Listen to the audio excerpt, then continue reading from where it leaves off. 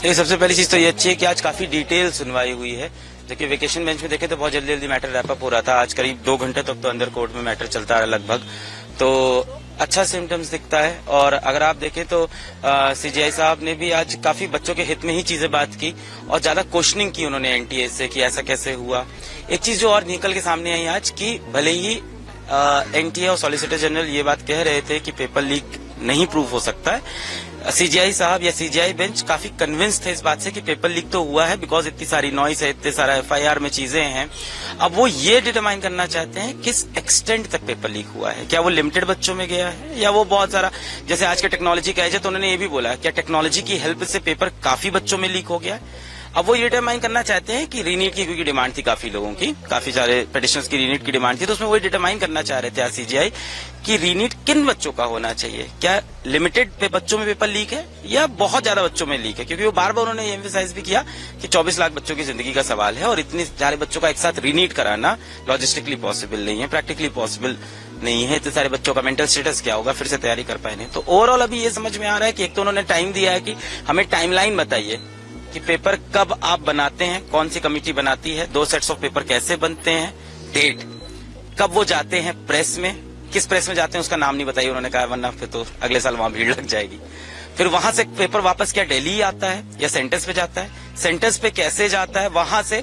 Banks पे कैसे जाता है स्टेट्स में, फिर वहां से सेंटर पे, पूरी चेन ऑफ कस्टडी जो पेपर की है उसको उन्होंने कहा कि हमें देखना है ताकि हम डिटरमाइन ये कर पाए कि पेपर लीक जो हुआ है क्या वो मॉर्निंग में हुआ था 5 में के, अगर मॉर्निंग में हुआ है तो किस टाइम में हुआ है, कितने टाइम पहले हुआ है पेपर से। अगर बहुत कम टाइम पहले हुआ है तो चांसेस कम है कि स्प्रेड हुआ होगा, और अगर थोड़ा ज्यादा पहले हुआ है तो चांसेस ज्यादा स्प्रेड हुआ होगा। और उन्हें ये कंक्लूसिव प्रूफ यही चाहिए अब कि पेपर कितने बच्चों में लीक हुआ है, पहुंचा है कि नहीं। बाकी एक और चीज बड़ी अच्छी बोली जो डिमांड हम सब भी बहुत टाइम से कर रहे थे, उन्होंने ये भी कहा है कि आप अपने डेटा की एक बार एनालिटिक्स की, ऑडिट वर्ड तो यूज नहीं किया, उन्होंने कहा अपना डेटा एनालिटिक्स पूरा चेक करिए और उसमें इरेगुलरिटीज ढूंढिए। कहीं ना कहीं ऐसे आपको पैरामीटर्स रेड फ्लैग मिल जाएंगे अपने डेटा के अंदर कि ऐसा हो कि 700 के ऊपर जो नंबर है वहां पे नंबर ऑफ स्टूडेंट्स या percentile of students last year से इस ईयर ज्यादा बढ़ा हो, जो कि एक्चुअली है। इस तरह की चीज उन्होंने कहा कि आप डिटरमाइन करके देखिए कि आपके डेटा के अंदर क्या क्या रेड फ्लैग्स दिख रहे हैं जो हर साल नहीं होते थे। और ये भी कहा कि हो सके तो ये गवर्नमेंट मतलब आप खुद ना करके किसी और एजेंसी से कराएं, एनटीए खुद ना करे, कोई और एजेंसी करे, इस डेटा को ऑडिट करे, वहां से रेगुलरिटीज मिले। तो अभी तो इन्होंने ये बोला है वेडनेसडे तक का टाइम दिया है कि ये सारी चीजें सबमिट करें, फिर थर्सडे को उस पर सुनवाई करेंगे। ओवरऑल ऐसा लगा कि सीजीआई साहब ने काफी बच्चों की बात सुनी। बात की जाए कि उन्होंने कहा कि 24 लाख छात्रों के सवाल है, हमें हर चीज जो है वो बेहतर जाकर देखना होगा, पेपर कब लीक हुआ, पेपर लीक होने का नेचर का क्या था, कहाँ लीक हुआ, किस तरह से लीक हुआ, ये तमाम बातें हैं। इसके अलावा सुप्रीम कोर्ट ने ये भी अपने ऑर्डर में लिखवाया है कि जो उल्लंघन हुआ है वो सिस्टमेटिक तरीके से हुआ है, यानी जो ब्रीच हुआ है पेपर लीक को लेके उसमें वो सिस्टमेटिक तरीके से हुआ है, पूरी परीक्षा को प्रभावित किया है या नहीं किया, ये तमाम सवाल जो है वो पूछे हैं। इसका कारण ये रहा क्योंकि 2015-16 का जो मैटर है जहाँ पे री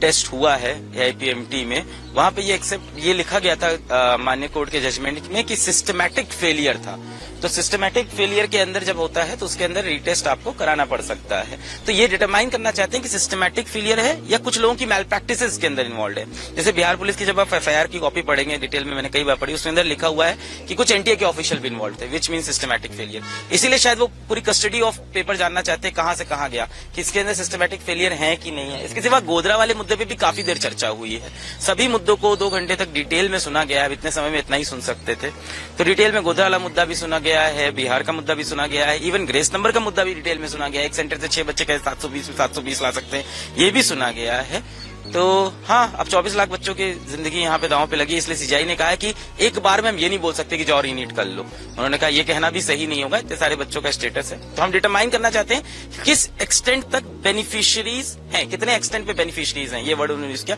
कि कितने बेनिफिशियरीज थे ओवरऑल इस मेल प्रैक्टिसेस से, कितने लोग को फायदा हुआ है। अगर ये 1, 2, 4, 5 है तो उसके लिए हम पूरी बच्चों को इफेक्ट नहीं कर सकते, पर अगर ये नंबर लंबा है, जैसे आपने बोला किस मोड में पेपर लीक, इसके बारे में भी काफी देर बात हुई, क्योंकि 2 घंटा बात हुई तो कुछ चीजें दिमाग में चल रही है। आप तो जजमेंट लेना तो 2 घंटा पूरा सुन रहा था, बैठा था।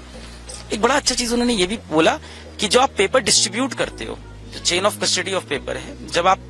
प्रिंट पे जाता है, वापस दिल्ली आता है कि नहीं ये बताया नहीं उन्होंने सॉलिसिटर जनरल ने कहा कि हम पूरा पूछ के सब चीज लेंगे। उसके बाद पेपर क्या डिजिटली इलेक्ट्रॉनिक मीडियम से तो ट्रैवल नहीं करता है कहीं पे भी, क्या सारी जगह पेपर हार्ड कॉपी में ट्रैवल करता है? अगर इलेक्ट्रॉनिक ट्रैवल करता है तो उन्होंने कहा कि हमारे पास इतनी अच्छी एजेंसीज है, हमारे पास इतने साइबर एजेंसी, इतनी स्ट्रॉन्ग साइबर एजेंसीज, टेक्नोलॉजिकली हम इतने स्ट्रॉन्ग है, तो वहां से हम ये पता लगाएं कि जिस टाइम पेपर डिस्ट्रीब्यूट हो रहा था वहां तो कोई चांस नहीं। एक और बड़ी चीज अच्छी सीजीआई साहब ने ये भी पकड़ी, और मतलब जैसे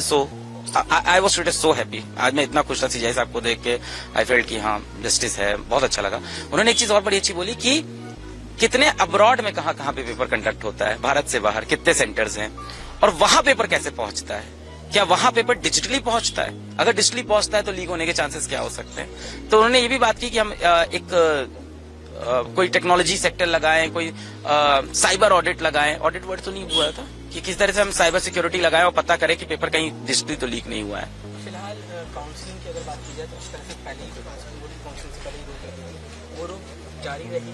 प्रैक्टिकली, तो 11 जुलाई को प्रैक्टिकली तो ऐसा ही लगता है मुझे भी। यहाँ पर क्या उम्मीद करते हैं जिस तरह से आज हियरिंग हुई, आपको लगता है कि रीनीट का ऑर्डर? देखिए, आज की हियरिंग से ये समझ में आया कि माननीय सुप्रीम कोर्ट की सीजीआई बेंच और सीजीआई सर भी बहुत ज्यादा सीरियसली इस मैटर को ले रहे हैं, बिकॉज उन्होंने ये भी बोला कि ये बोलने की जरूरत भी नहीं है कि सबसे one of the most prestigious exam है भारत का, नीट का एग्जाम, और इसके अंदर किसी भी तरह की इरेगुलरिटी हो रही है तो दिक्कत है। दूसरा, आप ये भी देखो, उन्होंने ये भी बोला, बड़ी ही देखा जाए तो बड़ी दूरदर्शी भी थी, उन्होंने बोला नेक्स्ट ईयर क्या स्टेप लेंगे आप कि अगली बार ऐसा लीक ना हो। चलो ठीक है, इस बार लीक हो गया पेपर, उन्होंने ज्यादा प्रिज्यूम किया ये चीज कि लीक हुआ है क्योंकि प्रूफ्स काफी सारे सामने थे। उनका नेक्स्ट ईयर नहीं लीक हो, इस बात को आप कैसे इंश्योर करेंगे, कैसे एसओपी इंप्लीमेंट होंगे? तो ओवरऑल इस सबसे होपफुल तो है कि जो डिसीजन आएगा बच्चों के फेवर में होगा और वो जस्टिस होगी। पर हाँ, ऐसे में यही है कि वैसे फैसलों में फैसले आ सकते हैं, न्याय आना बहुत मुश्किल है। रीनीट होता है तो भी बहुत बड़ी दिक्कत है बहुत से बच्चों के लिए जिन्होंने अच्छा परफॉर्म किया, नहीं होता है तो पता नहीं, तो भी दिक्कत है शायद, अगर पूरा प्रोसेस ब्रीच्ड है तो इस बारे में कहना भी डिफिकल्ट है।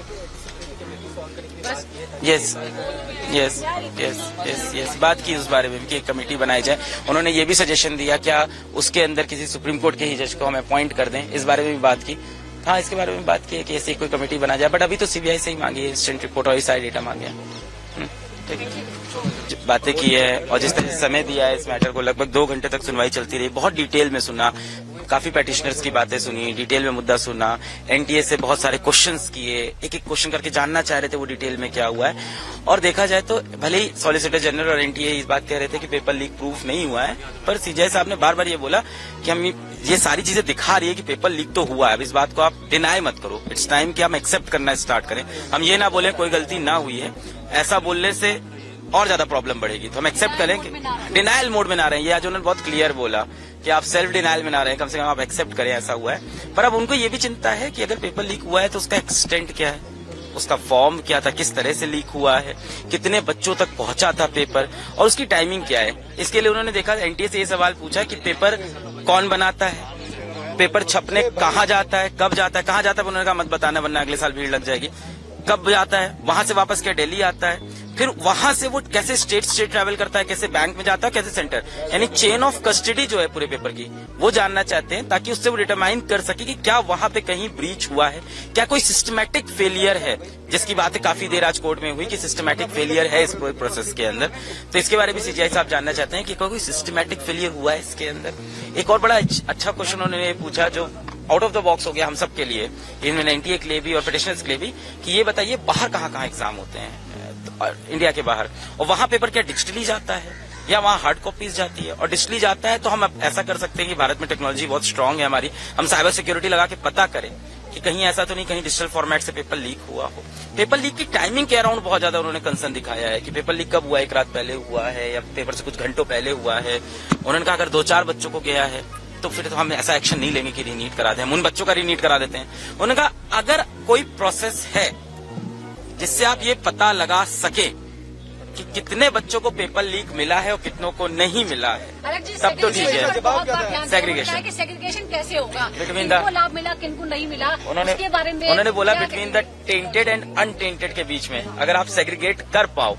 तो ठीक है। तब तो अगर आपने सेपरेट कर लिया कि किन बच्चों को ओवरऑल इससे फायदा मिला है, बेनिफिशियरी थे इस प्रैक्टिस से, इस मैल प्रैक्टिस के, तो हम उनका रीनीट करा देंगे, ऐसा कर देंगे। पर अगर आप नहीं पता लगा पा रहे हो टेंटेड और अनटेंटेड के बीच में, तो इसके बारे में सीजीआई साहब ने कहा कि फिर रीनीट ही ऑप्शन है, क्योंकि यही 2000 15 का जजमेंट भी है कि अगर आप टेंटेड एंड टेंटेड में डिफरेंस नहीं पता लगा पा रहे हो तो आपको नहीं पता है कितने बच्चे बेनिफिशियरी हैं। और उन्होंने ये भी बोला एक भी बच्चा एंटर नहीं करना चाहिए जो मैल प्रैक्टिस से पहुंचे, क्योंकि ये बहुत प्रेस्टिजियस एग्जाम है। तो I think the court is moving in this direction कि उनको ये बिलीव है कि पेपर लीक है, मैल प्रैक्टिसेस है, किस एक्सटेंट तक है वो ये पता लगाना चाह रहे हैं। अभी भी एनडीए सिर्फ बात कर रहा है कि सिर्फ बिहार, सिर्फ पटना और सिर्फ गोधरा में ही पेपर लीक कुछ घटनाएं हुई हैं। देखिए आज एनटीए अंदर देखें तो वो ये भी नहीं मान रहे थे, उन्होंने आज अंदर अभी भी नहीं माना कि बिहार में पेपर लीक है। उन्होंने ये प्रूव किया कि देखिए जो आर्टिकल आया था, जिस न्यूज़पेपर को आप कोट कर रहे हैं वो ऑफिशियल नहीं है और बिहार पुलिस ने अभी तक ऑफिशियली नहीं बोला है पेपर लीक है, तो उन्होंने तो अभी तक कहीं भी एक्सेप्ट नहीं किया। पर आज देखिए आप सुप्रीम कोर्ट में सीजेआई साहब ने उनको ये बोला कि आप डिनायल मोड में अब ना रहें, अब चीजों को आप एक्सेप्ट करें और हम सब इम्प्रूवमेंट की तरफ आगे बढ़े। कि तो इस बारे में मेरे सॉलिसिटर जनरल को भी देखा, उन्होंने भी कहा नहीं सर हम पूरा कंप्लाई करना चाहते हैं, हम भी उन बच्चों के लिए सोच रहे हैं। अलग सर काउंसलिंग स्टार्ट है अभी, मतलब उसमें काउंसलिंग के बाद फिर नहीं ऐसी कोई बात नहीं हुई। कई रेड फ्लैग्स की भी बात की जिसमें टॉपर्स की भी चर्चा की गई है, क्या कहेंगे? तो सीजीआई साहब ने यही बोला, सीजीआई बेंच ने, कि हम सबसे पहले रेड फ्लैग्स निकालना स्टार्ट करते हैं कहाँ है। जैसे उन्होंने कहा सबसे पहला रेड फ्लैग ये है कि पिछले 4 साल में जो बच्चे 720 लाते थे 2-3 होते थे, इस बार ऐसा देखा गया 720 लाने वाले बच्चे एक साथ 67 है, 67, उसमें से 6 बच्चे एक ही सेंटर के हैं, ये भी एक रेड फ्लैग दिखाई पड़ता है। उन्होंने कहा ऐसा रेड फ्लैग देखें कि ऐसा तो नहीं है कि जो परसेंटाइल ऑफ स्टूडेंट्स है जो ज्यादा नंबर ला रहे हैं वो बल्किंग हैवी स्कोर पे तो नहीं है, ऐसा तो नहीं कि किसी हैवी स्कोर के ऊपर ज्यादा बच्चे इस बार आ गए as compare to last year, तो इस तरह के रेड फ्लैग्स तो नहीं है। उन्होंने कहा कि आपके पास पूरा डेटा है, पूरा आपके पास एनटी के पास सारा डेटा है बच्चों का, उस पर आप एक साइबर ऑडिट करिए, उस पर आप एक ऑडिट वर्ड नहीं बोला, उन्होंने बोला कि आप उस डेटा को एक बार एनालाइज करिए और देखिए कि वहां और क्या क्या रेड फ्लैग आपको मिल रहे हैं, किसी पर्टिकुलर सेंटर से बच्चों के ज्यादा नंबर आ रहे हैं। इनफैक्ट उन्होंने ये भी एक चीज बड़ी अच्छी सजेस्ट की कि आप ये देखिए कि जो बच्चे बहुत एक्सेल कर रहे हैं एग्जाम में उनके बोर्ड में क्या नंबर थे, और उन्होंने बोला कि वो सब्जेक्टिव भी हो सकता है। सीजीआई साहब ने खुद ही बोला क्योंकि बच्चे बोर्ड के एग्जाम छोड़ के कॉम्पिटिटिव एग्जाम की तैयारी करते हैं, तो उन्होंने कहा इस तरह की आप एनॉमलीज फिगर आउट करने की कोशिश करिए जिससे एक्सटेंट ऑफ लीक पता चलेगा, एक्सटेंट ऑफ मैल प्रैक्टिसेस पता चलेगी। 24 लाख बच्चों की स्टूडेंट्स के बारे में जो बताया गया है, क्या आप उससे संतुष्ट हैं कि वो अलग अलग सेंटर से है, 95 अलग सेंटर से है, तो उनमें कोई रिलेशन नहीं है? देखिए उसके अंदर जब तक ये डेटा सामने एग्जैक्ट नहीं देते कि अलग सेंटर से है कि नहीं, क्योंकि ये बोल रहे हैं ऐसी चीज। अब इसमें कहेंगे आप क्रेडिबिलिटी पे क्वेश्चन पहले भी उठ चुका है, एनटीए बहुत बार अपनी चीजें बोल के फिर बात से पीछे हट चुका है, मुकर चुका है, तो जब तक अब डेटा एग्जैक्ट सामने नहीं आता कितने बच्चे किस सेंटर से हैं तब तक इस पर बिलीव करना मुश्किल है। क्या लगता है सर रीनीट हो सकता है, संभावना है अगर गुरुवार को सुनवाई होती है, जिस तरीके के सवाल उठाए गए आज? देख अभी मुझे जो लगा सीजीआई साहब का जो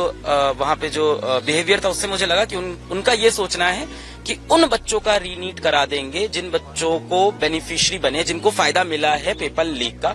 ये नहीं लगा कि उनको सबको मैं यहाँ पे रीनीट कराऊं सारे बच्चों, क्योंकि 24 लाख बच्चों को फिर से तैयारी करना और फिर से प्रिपरेशन करना, मेंटल स्ट्रेस देना, उसके वो अगेंस्ट थे। बट अगर कोई ऑप्शन नहीं बचेगा, अगर एक्सटेंड एग्जैक्टली सिस्टमेटिक फेलियर, आप बताइए कि आपके पास क्या आप ऐसा yes if there is a systematic, अगर कोई सिस्टमैटिक फेलियर है या अगर आप डिफरेंशिएट नहीं कर पा रहे हो बिटवीन टेंटेड एंड अनटेंटेड, कितने बच्चों को लेके ये पता ही नहीं चल पा रहा है, मतलब लगातार अगर एनटीए ये बोलता रहा कि कुछ बच्चों को है तो नहीं चलेगा, आपको एग्जैक्ट प्रूफ करना पड़ेगा कितने बच्चों को फायदा हुआ है और कितनों को पेपर लीक का फायदा नहीं हुआ है, तो फिर अगर वो नहीं कर पाए तो रीनीट है ऑफ कोर्स।